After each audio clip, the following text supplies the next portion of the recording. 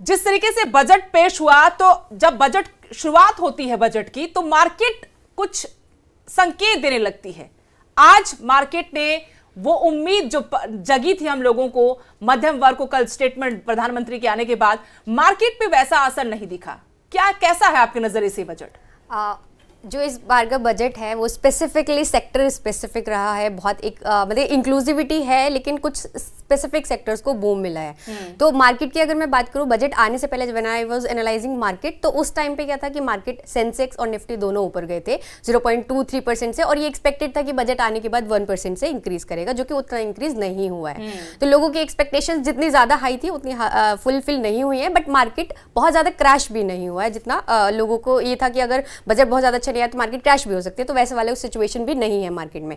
But यहाँ पे मैं देखूँ ना कि गवर्नमेंट में जो बजट में ना बहुत सारी स्पेसिफिक सेक्टर स्पेसिफिक चीजें हुई हैं। ईवी को बहुत ज्यादा प्रायोरिटाइज किया गया है। तो ऑटोमोबाइल सेक्टर को मैं ये नहीं बोल सकती कि पूरा ऑटोमोबाइल सेक्टर अपग्रेड करेगा या फिर, बट उसमें जो ईवी रिलेटेड जो कंपनीज हैं उनको बूस्ट मिलेगा, उनके शेयर्स प्राइस अप जा सकते हैं। दूसरा, ग्रीन एनर्जी जो कि बहुत रिक्वायर्ड भी है हमारी इकोनॉमी के लिए पूरा, तो उस केस में हम लोगों को ग्रीन एनर्जी से रिलेटेड जितने भी सोलर पैनल हैं या फिर विंड मिल एनर्जीज हैं उनके लिए एडिशनल बजट प्रोवाइडेड है। तो उसमें भी, उन सेक्टर्स में भी बूम होगा। दूसरा, फार्मास्यूटिकल से स्पेसिफिकली अगर मैं बात करूं तो बहुत सारे आइटम, स्पेसिफिकली 36 आइटम्स को लिस्ट आउट कर दिया है, out without custom duty, we can import that, और बहुत सारे एक्सपोर्ट पे भी कस्टम ड्यूटी फ्री कर दिया गया है। तो यहाँ पे जो फार्मास्यूटिकल सेक्टर है वो भी अच्छा प्रेजेंट कर सकता है।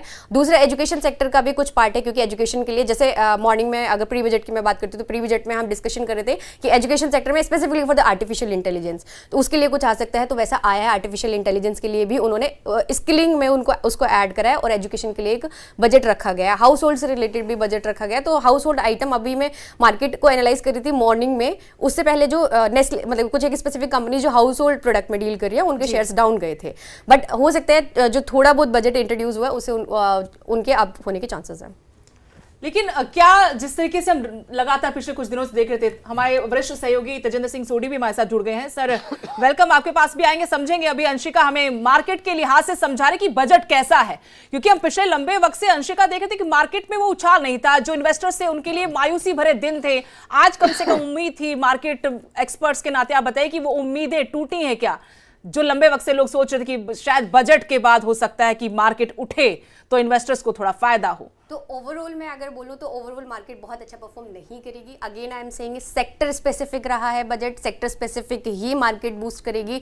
बैंक्स का स्पेसिफिकली अगर आप देखोगे तो बैंक्स को बूस्ट मिला है। मार्केट से पहले बूस्ट में थे बैंक के शेयर्स, लेकिन क्योंकि बैंक्स स्पेसिफिक ज़्यादा कुछ रहा नहीं है, सिर्फ क्रेडिटेबिलिटी, इवन एग्रीकल्चर में अगर मैं बात करूँ तो वहाँ पर भी क्रेडिट लिमिट्स की बात करी गई है, कुछ और एडिशनल सेक्टर्स में भी क्रेडिट प्रोवाइडिंग के लिए। तो इस स्पेसिफिकली अनाउंसमेंट को देख के हम देख सकते हैं कि बैंक पे पॉजिटिव इंपैक्ट रह सकता है। लेकिन जो एक मुझे सबसे ज्यादा उम्मीद थी कि कंजम्पशन रेट को बढ़ाने के लिए, जीडीपी को एक अलाइन में रखने के लिए गवर्नमेंट क्या करेगी कि रेपो रेट्स पे जरूर डिस्कशन करेगी, बट वैसे कोई डिस्कशन नहीं हुआ रेपो रेट पे। तो जो एक उम्मीद थी बैंकिंग इंडस्ट्री को बहुत ज्यादा बूम होने की, वो उतनी भी चांसेस नहीं। लेकिन आज इस तरीके से टैक्स को लेकर एक बड़ी राहत मिली है, और हम लगातार देख रहे हैं कि छोटे छोटे राहत के पैकेज दिए हैं अलग अलग डिपार्टमेंट को, अलग अलग जो स्पेसिफिक जो कैटेगरीज है, चाहे किसानों की हो या छोटे उद्योगपतियों की हो। उससे आपको नहीं लग रहा कि सरकार पैसा हाथ में देना चाहती है लोगों के?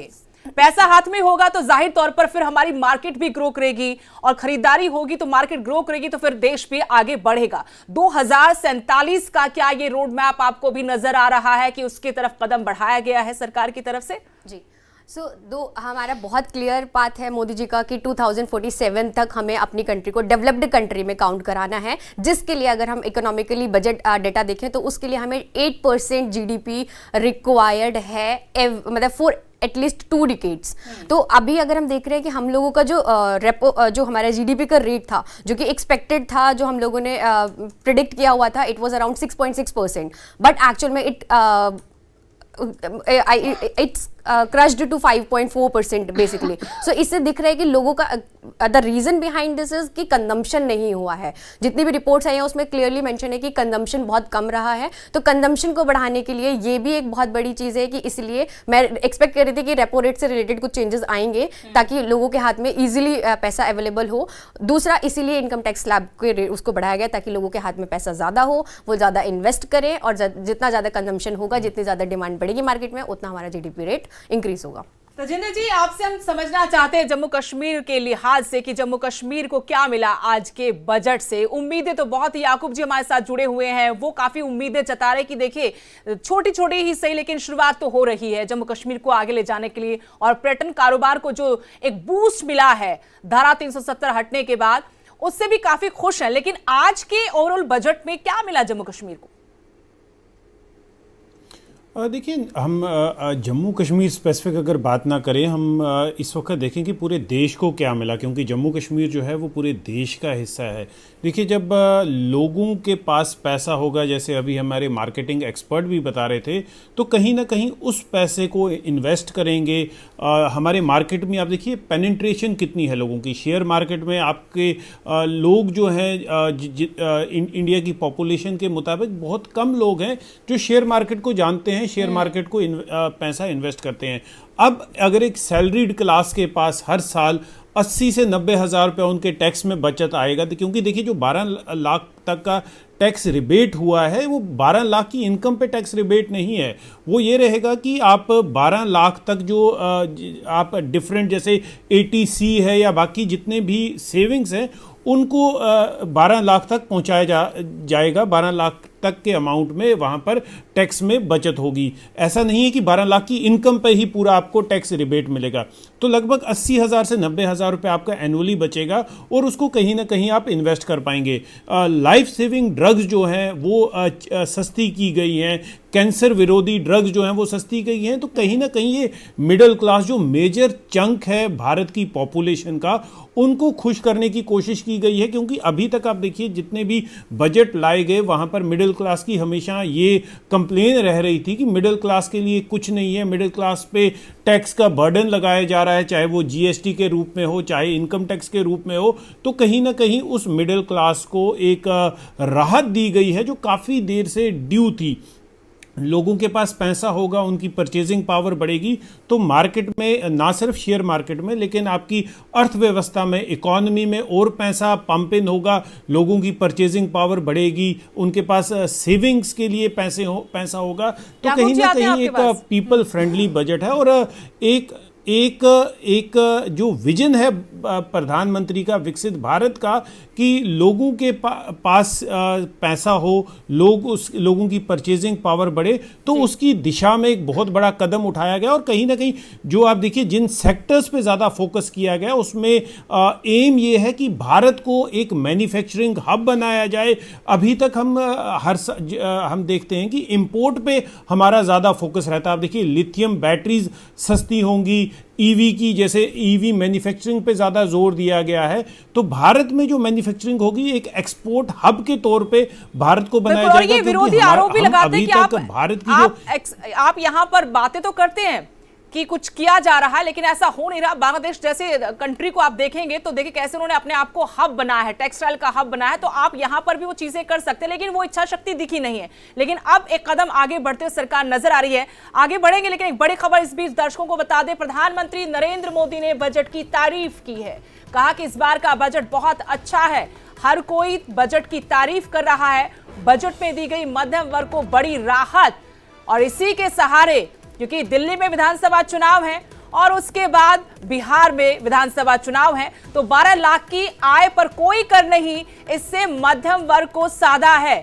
इस बजट के जरिए सरकार ने, प्रधानमंत्री नरेंद्र मोदी वित्त मंत्री निर्मला सीतारमण के आज पेश किए गए बजट की तारीफ कर रहे हैं।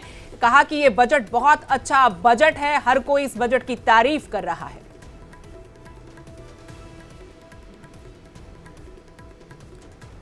सुनील जी, आप कह रहे कि किसानों के लिए कुछ नहीं किया, प्रधानमंत्री ये कह रहे कि बहुत अच्छा बजट है, हर कोई तारीफ कर रहा है। हम तो ये पूछना चाहते हैं कि सरकार ने किसानों को दिया क्या? सबसे बड़ी बात यही है, और हम यही पूछना चाहते हैं, सरकार से भी यही सवाल कर रहे हैं, सबसे हम यही सवाल कर रहे हैं। हर कोई तारीफ कर रहा है कि भाई बहुत अच्छा बजट है, लेकिन किसान को क्या दिया? किसान को कुछ भी नहीं मिला। सबसे बड़ी बात तो यही है। कोई हमें बता दे मिला क्या, सिर्फ एक कर्जे के सिवा, कि कर्जा 3 लाख से 5 लाख कर दिया कि आप 5 लाख तक का कर्जा ले सकते हैं, लेकिन उस 5 लाख में क्या आएगा उसको कुछ भी नहीं आता। 5 लाख में भी उसको कर्जा नहीं चाहिए किसान को तो उसके फसलों के दाम चाहिए, उसको सुविधा चाहिए, उसका ऋण माफ हो, उसको बिजली फ्री मिले, उसको जो ग्रीन एनर्जी आज के टाइम चल रही है, सोलर पैनल चल रहे हैं, उस पर उसको सुविधा दी जाए, उस पर उसको सब्सिडी दी जाए, बाकी जो खाद बीज है उन पे सब्सिडी दी जाए। उन चीजों को करना चाहिए सरकार को। किसान के लिए तो कुछ भी नहीं किया इसके अंदर, बाकी अदर सेक्टरों के लिए किया है, वो तारीफ करते रहे अपनी। किसानों के लिए कुछ नहीं है इसके अंदर आज। लेकिन अभी तो किसानों को लेकर बड़ा फैसला किया था, यूरिया पर कोई भी दाम नहीं बढ़ाया गया था। सरकार ने कहा कि हम खुद वो खर्च वहन करेंगे, इससे बड़ी राहत थी यूरिया को लेकर कहा कि 3 प्लांट बंद पड़े थे, वो प्लांट हमने शुरू कर दिए। असम में नया प्लांट लेकर आ रहे हैं, जब आएंगे जब देखेंगे, क्योंकि अभी भी कालाबाजारी चल रही है यूरिया पे भी। यूरिया मिलता कहाँ है अभी भी? बात यही है ना, बात तो फसलों के दाम की होनी थी, एमएसपी की होनी थी। किसान को जो अपने उनके ट्रैक्टर ले रहे हैं उनके टैक्स की होनी, 10 साल की छूट देनी थी, जो 10 साल में ट्रैक्टर बंद कर रहे हैं। किसान की बिजली की बात होनी थी, किसान के पशु की बात होनी थी, किसान के बच्चों की बात होनी थी, किसान के बुजुर्गों की बात होनी थी। किसी की कोई बात तो की नहीं गई, सिर्फ एक बात कह दिया कि क्रेडिट कार्ड की लिमिट 3 लाख से बढ़ा करके 5 लाख कर दी गई। इसके अलावा किसान को दिया क्या, मुझे तो ये बताओ। मैं सरकार कोशिश से कर सीधा रहे हैं अब पूछना कि चाहता हूं। बीजेपी के कोई प्रवक्ता या कोई नेता जुड़े, उनसे हम ये सवाल जरूर करेंगे, क्योंकि आपकी नाराजगी है कि आज किसानों को ज्यादा कुछ मिला नहीं, जबकि सरकार ये दावा कर रही है कि किसानों के लिए हमने बहुत कदम पहले भी उठाए और अभी भी आय दोगुनी करने के जो वादे किए गए थे, उन वादों को लेकर जो बार बार किसान नेता सवाल उठाते हैं, उन पर भी सरकार की तरफ से आज कोशिश की गई है कि उन वादों को पूरा किया जाए। याकूब जी, आप कुछ कह रहे थे, उसके बाद आगे मैं सवाल करती हूं आपसे। जी अभी मेरे भाई साहब ये कह रहे थे कि उनकी बात से मैं सहमत नहीं हूँ। ये कह रहे थे कि जो कैंसर विरोधित पीड़ित लोग हैं उनके लिए जो मेडिकेशन है वो सस्ती की गई है, और जो उन्होंने कहा कि कोई फ़र्क नहीं पड़ी। मैं कहता हूँ इनसे, आप जम्मू कश्मीर में, मैं अपनी जम्मू कश्मीर की बात करूँगा क्योंकि मैं उसी स्टेट से ताल्लुक़ रखता हूँ। जो मेरी आंखों ने देखा वहाँ पे जो गवर्नमेंट हॉस्पिटल्स थे, जहाँ पे फार फ्लंग एरिया से लोग आते थे, गुजर बकरवाल पीड़ित लोग जो आते थे वहाँ पे इन अस्पतालों में, तो वहाँ पे वो धक्का खा के वापस चले जाते थे। कई कई ऐसे भी लोग थे जो बिना इलाज के फिर उनका देहांत होता था। लेकिन जब से मोदी साहब ने वहाँ पे पूरे देश में गोल्डन कार्ड का अनाउंसमेंट किया, उन पीड़ित लोगों से पूछिए, उन फार फ्लंग एरिया के लोगों से पूछिए जो पहाड़ों पे रहने वाले हैं, उनके पैसे कितने बचे उस गोल्डन कार्ड से। रही बात मेडिकेशन की, अब और भी वारे पे नारे हो गए, सोने पे सुहागा हो गया। एक तो उनको गोल्डन कार्ड है जिसकी वजह से उनको ऑपरेशन फ्री में होता है, और अब जो मेडिकेशन है वो भी सस्ते दाम में होगा। तो फ़र्क क्यों नहीं आ गई इस अनाउंसमेंट से? मैं आश्चर्य में हूँ, अपने भाई साहब से सहमत नहीं हूँ। रही बात अब दूसरी बात जो हमारी बीच में रह गई थी, मैं एज अ टूरिस्ट सेक्टर से हूँ, हम बात कर रहे थे अपने हाउस बोट की, जिसको नॉवेल्टी ऑफ कश्मीर और हेरिटेज ऑफ कश्मीर माना जाता है। और पिछले कहीं 2009 से उस हाउस बोट इंडस्ट्री पे, उस हाउस बोट की रिकंस्ट्रक्शन पे पाबंदी आयद है। तो अगर यहाँ पे हम कहते हैं, दावा करते हैं 3 सालों से, मैंने खुद अपनी ज़ुबान से भी कहा कि फुटफॉल इतना रहा कि 47 के बाद पहली दफ़ा इन 3 सालों, गुज़श्ता 3 सालों में रिकॉर्ड टूट गए। सिर्फ फुटफॉल ही काफ़ी नहीं है, जो टूरिस्ट बाहर से आएंगे हमें इंफ्रास्ट्रक्चर भी देखना है उनका। देखिए, जिस स्टेट में इंफ्रास्ट्रक्चर अच्छा होता है वो उस मुल्क का, उस देश की शान होती है। इसी तरह जब हमारे हाउस बोटों को मरम्मत करने की इजाज़त दी जाएगी, रिकंस्ट्रक्शन जो बैन लगी है उसको उस पाबंदी को ख़त्म किया जाएगा, तो ये जो हाउस बोट इंडस्ट्री है ये वापस रिवाइव करेगी अपनी ग्लोरी में, जो 80 के दहाने में ये ग्लोरी बड़ी मशहूर हुआ करती थी। आपको मालूम है कि ना सिर्फ हमारे देशवासी बल्कि समुद्र के उस पार भी लोगों की तमन्ना होती है कि कश्मीर जब आ जाएंगे तो एक रात हम इस हाउस बोट में रहे। तो एक्सपेक्टेशंस बहुत हाई है हाउस बोट ऑनर्स की कि जब ये नेक्स्ट सेशन में टूरिज्म को छेड़ा जाएगा, वहां पे हाउस बोट के बारे में भी एक खुशी की अनाउंसमेंट हो जाएगी। हाउस बोट के बारे में भी एक बड़ी योजना होगी जो 47 से अभी तक नहीं हुई है। सुनील जी वही कह रहे हैं कि जो छोटी छोटी राहत दी गई है उसका असर किसानों पर भी तो पड़ेगा। अगर कोई चीज सस्ती हुई है तो किसानों को भी तो उससे फायदा होगा। कुछ सस्ता नहीं हुआ जी, सिर्फ झुंझुना दिया जा रहा है। ये जो बजट है देश का बजट नहीं है, ये बजट भाजपा का बजट है। इसने अपना बजट पेश किया, चुनावी एजेंडे के तरीके से किया, अपने चुनाव को साधना चाहते हैं। बाकी देश के लिए कुछ नहीं दिया, जो पिछले साल दिया था उससे भी तेजिंदर जी आते हैं आपके पास। जी तेजिंदर जी। सुदेश जी हाँ सुदेश, मैं पहले डुन्नू साहब को ये कहना चाहूँगा कि मैंने वेलकम किया था जो कैंसर विरोधी दवाएं हैं वो सस्ती हुई हैं, और मैं हमारे जो किसान नेता है सुनील बलियान जी, इनको भी कहना चाहूँगा कि कैंसर जो है वो एक ऐसी बीमारी है जो किसी को भी हो सकती है। वो ये नहीं देखती ये किसान है, ये पॉलिटिशियन है या बिजनेसमैन है, तो इसका फ़ायदा किसानों को भी उतना ही होगा जितना एक नॉर्मल पेशेंट को होगा। देखिए भारत इस वक्त एक मेडिकल टूरिज़्म के लिए भी एक हब बन चुका है। देश विदेश से लोग यहाँ पर भारत में इलाज कराने के लिए आते हैं, क्योंकि अगर आप यूरोप में चले जाएं वहाँ पर हेल्थ फैसिलिटी की बुरी हालत है। कई ऐसे अमेरिका में लोग हैं जो भारत में इलाज करने के लिए आते हैं, और अमेरिका में जो कैंसर की दवाइयाँ हैं वो इतनी महंगी है कि लोग अफोर्ड नहीं कर पाते। हालांकि उनके पास इंश्योरेंस कवरेज है, अमेरिका में इंश्योरेंस 100% मैंडेटरी है, लेकिन वहाँ पर भी लोग कैंसर विरोधी दवाइयाँ अफोर्ड नहीं कर पाते। इंश्योरेंस के होने के बावजूद भी लोगों को अपने घरों को बेचने की नौबत आ जाती है। तो अब भारत में वो लोग इलाज कराने के लिए आएंगे तो भारत एक मेडिकल टूरिज्म का भी हब बनेगा। जो हमारे लोग हैं, जैसे अभी डुन्नू साहब बात कर रहे थे कि कश्मीर घाटी में भी आए दिन कैंसर के जो केसेस हैं वो बढ़ रहे हैं, अलग अलग विभिन्न प्रकार के कैंसर जो हैं कश्मीर में बढ़ रहे हैं। तो उन लोगों के लिए जो अफोर्ड नहीं कर पाते थे, कि जब गोल्डन कार्ड आया तो जो लोग हॉस्पिटल में ट्रीट नहीं किए जाते थे उनकी ट्रीटमेंट अब बढ़िया से बढ़िया उन्हें फैसिलिटीज़ मिल रही है। सिर्फ सरकारी अस्पतालों में नहीं, वो लोग देश के किसी भी प्राइवेट हॉस्पिटल में जाके एम्पैनल्ड हॉस्पिटल में इलाज करा सकते हैं। और अब कैंसर विरोधी दवाइयाँ भी सस्ती होंगी, तो हर एक इंसान को, इर्रेस्पेक्टिव वो किसान है, वो नेता है, वो बिजनेसमैन है, वो जर्नलिस्ट है, वो कोई भी है, उसके लिए फ़ायदा होगा। रही बात, जब हम बात कर रहे हैं मैन्युफैक्चरिंग हब बनाने की भारत को, बांग्लादेश देखिए, बांग्लादेश, क्योंकि बांग्लादेश में लेबर लॉज जो हैं बड़े इतने सख्त नहीं हैं। भारत में क्योंकि लेबर लॉज भी हैं, जो हमारे लेबरर हैं, जो लोग काम करते हैं, उनके राइट्स का भी ख्याल रखा जाता है, बंधुआ मजदूरी नहीं है।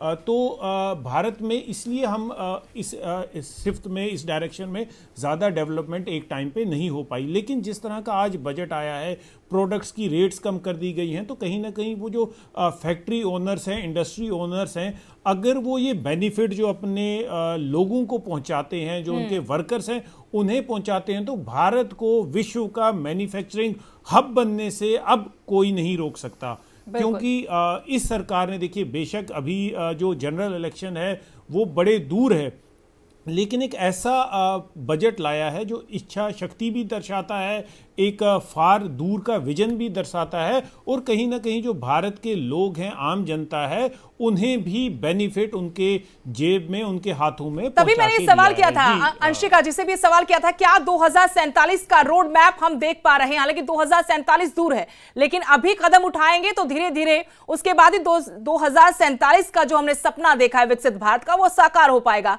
हम आगे चर्चा बढ़ाएंगे, लेकिन देखिए प्रतिक्रियाएं आनी शुरू हो गई, रिएक्शन आ रहे हैं। अखिलेश यादव, शत्रुघ्न सिन्हा का रिएक्शन है, क्या कहा इस बजट के बाद, वो जरा एक बार सुनते हैं। ये जो बजट है, अगर हम इसको 12वां मान लें, 11वां मान लें, 12 साल बाद कुंभ आता है। जो सरकार को आंकड़े देने चाहिए थे, हमारे लिए आज बजट के आंकड़ों से ज्यादा जरूरी है कि जिन लोगों की जान गई है वो आंकड़े।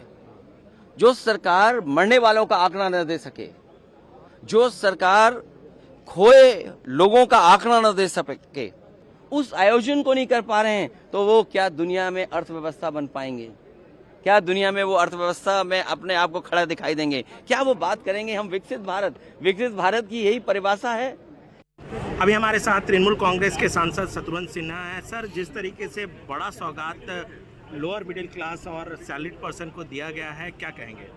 मैं उसकी सराहना करता हूँ, खासकर बिहार का संदर्भ में, और मैं खुद लोगों की नज़रों में बिहारी बाबू होने नाते मैं प्रशंसा करूँगा कि बिहार का ख्याल रखा। ये बात अलग है कि कहीं चुनाव का ध्यान तो नहीं रखा इन लोगों ने, और चुनाव, आने वाले चुनाव का ख्याल रखे। और दूसरी बात भी है कि जो कुछ दिया है आपने बगैर डिटेल्स के, कि आपने कोशी की बात की है, कि आपने प्रोजेक्ट की बात की है, कि आपने मिथिलांचल की बात की है। अच्छा है, बहुत अच्छा है कि आपने ग्रीनफील्ड एयरपोर्ट की बात की है, कुछ इंफ्रास्ट्रक्चर में जान भरने की आपने बात की। अच्छा, सराहनीय है। लेकिन सवाल ये भी उठता है कि एक तरफ तो आपने डिटेल्स नहीं दिया है इसका, और दूसरी तरफ आपने जो पिछली बार घोषणा की थी माननीय प्रधानमंत्री हमारे मित्र नरेंद्र मोदी जी ने, उन्होंने कहा था कि 50,000 करोड़ दूँ बिहार को स्पेशल पैकेज के मामले में, कि 1 लाख करोड़ दूँ, 1.5 लाख करोड़ दूँ, कि बिहार को स्पेशल राज्य का दर्जा मिलना ही चाहिए। लोगों की मांग थी, पुकार थी, चित्कार थी। उस पर ना ध्यान देते हुए ये जो भी किया गया है अच्छा है, सराहनीय है, मगर उसकी तुलना रेवेन्यू बजट के अंतर्गत 3,11,000 करोड़ रुपए से अधिक का एलोकेशन किया गया है, जो पिछले फाइनेंशियल ईयर के एलोकेशन से 10% अधिक है। और पिछले वर्ष के तरह ही डिफेंस मॉडर्नाइजेशन बजट का 75% हिस्सा डोमेस्टिक इंडस्ट्री से प्रोक्योरमेंट में खर्च किया जाएगा। इससे माननीय प्रधानमंत्री जी ने जो डिफेंस में आत्मनिर्भरता का लक्ष्य रखा है उसको पूरा करने में मदद मिलेगी और डोमेस्टिक डिफेंस इंडस्ट्रीज को भी बढ़ावा मिलेगा। भूतपूर्व सैनिकों और उनकी फैमिलीज को बेहतर स्वास्थ्य सुविधाएं प्रदान करने के लिए x serviceman contributory health scheme यानी ECHS को 8,300 करोड़ रुपए से अधिक का एलोकेशन किया गया है। यह पिछले साल के बजटरी एलोकेशन से लगभग 19% अधिक है। बॉर्डर इंफ्रास्ट्रक्चर को और मजबूती प्रदान करने के लिए इस साल के बजट में कैपिटल हेड के तहत बॉर्डर रोड्स ऑर्गेनाइजेशन, भाई ऐसा है, इसे काहे को लंबा डाल दिए, कोई जरूरत नहीं, बंद कर दिया, बहुत लेंदी कर दिया, बहुत कोई जरूरत नहीं है। तो रिएक्शंस सामने आ रहे हैं। सत्ता पक्ष की तरफ से इसे एक शानदार बजट बताया जा रहा है, तो विपक्ष के अपने आरोप हैं। और बिहार में क्योंकि विधानसभा चुनाव होने हैं, उसको लेकर विरोधी निशाना साध रहे कि बिहार में सिर्फ जो सौगातें दी गई हैं दिखावे के लिए दी गई हैं, चुनावी सौगातें हैं और रिझाने की बातें हो रही हैं। लेकिन अंशिका, मैं आपसे समझना चाहती हूं, जिस तरीके से मिडिल क्लास को नौकरी पेशा जो लोग हैं उनको राहत दी है टैक्स बचाकर, आप अपने हाथ में पैसा ज्यादा रख सकते हैं, तो क्या आज इस दांव से महफिल लूट ली गई है वित्त मंत्री की तरफ से? चर्चाएं तो इसी की हो रही हैं। सो डेफिनेटली अगर बात करें सैलरी क्लास स्पेसिफिक पर्सन, तो हर कोई खुश है, क्योंकि अगर मेन यही क्वेश्चन रेज होता था हमेशा कि इन्फ्लेशन के साथ साथ आप टैक्स का जो स्लैब है वो भी चेंज होना चाहिए, जो कि मार्केट में लोग एक होता है ना कि जो आप एक्सपेक्ट कर रहे होते हैं उससे आपको ज़्यादा मिल जाता है, तो भले ही आप उस पर खुश होना हो बट आपको एडिशनल एक खुशी मिलती है। जम्मू कश्मीर के एजुकेशन मिनिस्टर हैं शकीना इतू, वो क्या कह रही है बजट के बाद, वो भी एक बार जरा सुनते फिर आपकी बात पूरी करते हैं। देखिए, मैं समझती हूँ हमारे पास तो कई एरियाज ऐसे हैं जहाँ आज तक रेंटेड ही बिल्डिंग है। सबसे पहले मुझे ये लगता था जो बेसिक स्टेप है वो ये होना चाहिए कि पहले स्कूल अच्छा बने, उसके अंदर चाहे वो हायर हो, चाहे वो मिडल हो, चाहे वो प्राइमरी हो, चाहे वो कॉलेजेस हो, उसमें पहले फैसिलिटीज जो आम फैसिलिटी है, जैसे वॉशरूमों की बात हो, जैसे और बाकी चीज़ें जो रोज़मर्रा प्लेग्राउंड की बात हो जिसमें एक्टिविटी बच्चा कर पाए ताकि वो मेंटली फिजिकली फिट रहे। ब्रॉडबैंड तो ठीक है, चलिए ये भी, लेकिन ये रहेगा सिटीज़ में ज़्यादा फ़ायदेमंद। जो दूर दराज इलाका है वहाँ का बच्चा जो है अभी इसमें ज़्यादा आगे नहीं जा रहा है, मगर पहले बेसिक फैसिलिटी जो स्कूल में होनी चाहिए, हायर सेकेंडरीज, मिडिल प्राइमरी में, पहले उसको ठीक करो। वहाँ पे जो प्लेग्राउंड है, बिल्डिंग का इंफ्रास्ट्रक्चर है, आप कई स्कूल्स ऐसे देखते हैं जिनको जो ये नीचे जो कारपेट होता है वो नहीं अवेलेबल होता है, बच्चों को बैठने की जगह नहीं होती है, खिड़कियां इस तरह वीरान होते हैं। स्कूल का जो लुक होना चाहिए वो बहुत खूबसूरत होना चाहिए। जब वहाँ पे कोई भी अंदर जाए उसको लगेगा कि यहाँ पे हमें तालीम हासिल करनी है। उस तरह की चीज़ों को जो है ज़्यादा बढ़ावा देना चाहिए, उसके लिए बल्कि ज़्यादा पैसा देना चाहिए, रखना चाहिए इस सेक्टर में। मेडिकल एजुकेशन की बात करें तो उसमें कहा गया है कि सीटों का प्रोविजन बढ़ेगा। इस साल भी सीटें जो है उनको इंक्रीज किया, कोटे को इंक्रीज किया गया और ज्यादा सीटें दी जाएगी, किस तरह से? चलिए, ये एक अच्छा स्टेप है। डॉक्टर्स की बहुत कमी है, हमने पहले ही ऑलरेडी प्रपोजल भेजा हुआ है हमारी गवर्नमेंट ने, और मैंने एज हेल्थ मिनिस्टर जो है हमने कहा था कि आप 200 सीटों का जो 75,000 सीटें नहीं, हमने कहा है कि आप हर मेडिकल कॉलेज में 200 सीटों का इजाफा करो। जैसे शेर कश्मीर शेख मोहम्मद अब्दुल्ला साहब से लेकर उन्होंने एक इसमें हेल्थ डिपार्टमेंट में जो है काफ़ी उन्होंने इसमें प्रायोरिटीज़ रखी थी, खासकर ये MBBS सिलेक्शन ज़्यादातर मिलना, वो इनका अवलियन जो है तो थोड़ी सी मायूसी, उम्मीदें बहुत ज्यादा थी जम्मू कश्मीर को लेकर भी, लेकिन शिक्षा के लिए भी कई बड़े फैसले किए हैं। मेडिकल सीट्स की बात हो रही थी, 6500 सीट इस बार मेडिकल की सरकार ने इस बजट में कहा कि बढ़ा दी गई हैं और मेडिकल पर खास जोर दिया गया है कि जो शिक्षा का क्षेत्र है उसमें भी सरकार ने बजट को बढ़ाया है।